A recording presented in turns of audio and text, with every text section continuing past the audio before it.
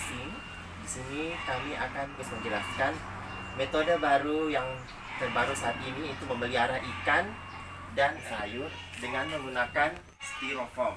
Jadi ini adalah inovasi baru kembangan dari Budik Damber. Kita mulai dari bahan-bahan pertama. Apa saja kita siapkan? Pertama kita sediakan dulu tentunya yang utamanya adalah box styrofoamnya. Biasanya selama ini orang pakai ember. Ya. Ember juga jarang ada yang ember bekas Ya. yang masih dipakai. Jadi saya berusaha untuk coba pakai ini. Box Kita styrofoam. memanfaatkan barang bekas yang ada. Iya.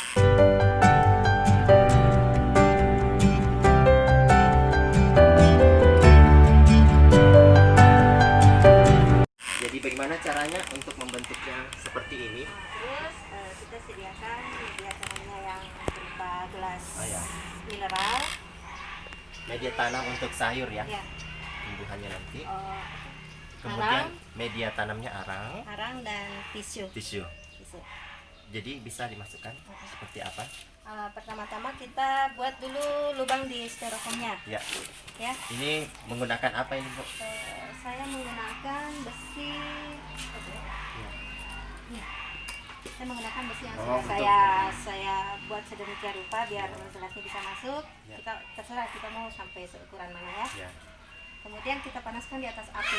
Oh ya. Di atas api kita tekan begini, dia akan meleleh sendiri. Oh, gitu. Jadi besi yang dipanaskan, kemudian ditempelkan ke styrofoam sampai terlubang. Jarak lubang ke lubang itu kita biasanya bagus 2-3 cm.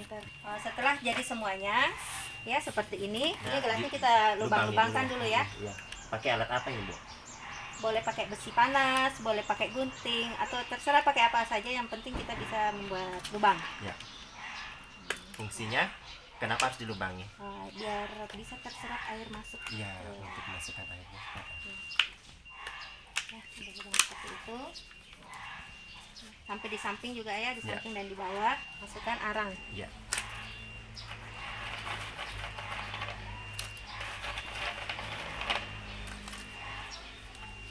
Saya menggunakan arang karena arang kan mudah menyerap air, jadi kita tanpa perlu menyiram tanaman, dia selalu dalam keadaan basah.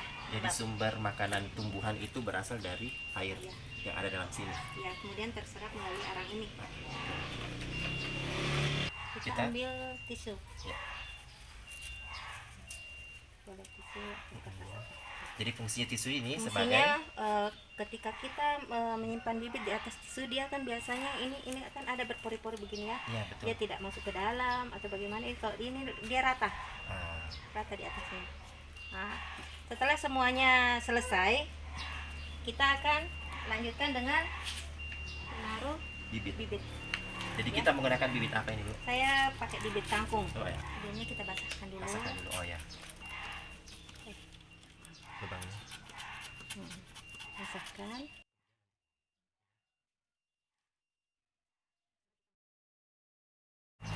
Setelah semuanya sudah, kita sisihkan. Isi airnya kita setengah dari box kita isi air.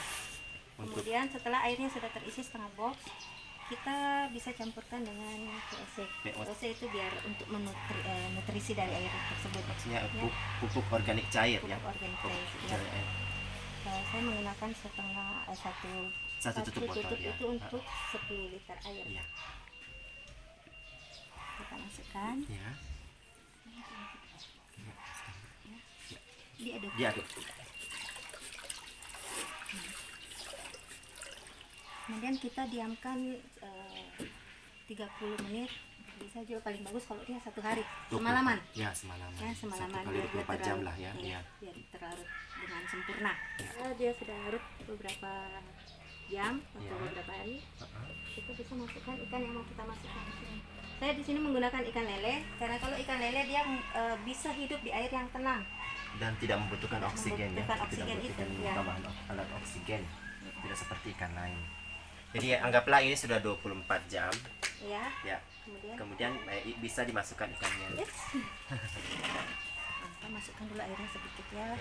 Biar ikannya tidak stres dengan air yang baru.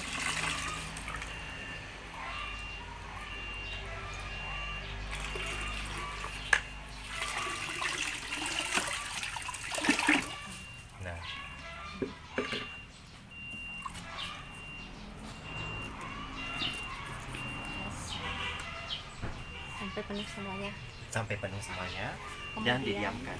Ya, kemudian kita ambil kain sar, kita tutup di atasnya. Itu gunanya untuk pertama agar ikan ini dia kan suka dalam keadaan yang Gelap dan tenang. Kemudian yang kedua, fungsi utamanya juga untuk mempercepat pertumbuhan kecambah. Ya. Tapi ini dia harus basah. Jadi sarungnya memberikan kelembaban Untuk bibit dan ketenangan untuk ikan juga. Ya. Ini kira-kira berapa hari baru tumbuh kan? 2 hari. 2 hari baru Dia tumbuh. sudah berkecambah. Kalau pagi hari saya buka, Itu kena matahari. Ya, jam-jam 8 dan 9 saya tutup kembali. Para pemirsa bisa melihat ini hasilnya setelah di berapa hari ini Bu? Itu sudah 1 minggu. 1 minggu ya. Tanaman kangkung ini mengambil nutrisi dari air kolam atau air yang ada dalam ikan yang dipelihara, ikan lele yang dipelihara.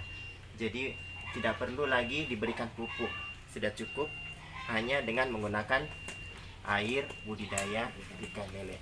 Jadi inilah perpaduan antara budidaya ikan lele dengan tanaman. Jadi ini bisa dibilang aquaponik sederhana.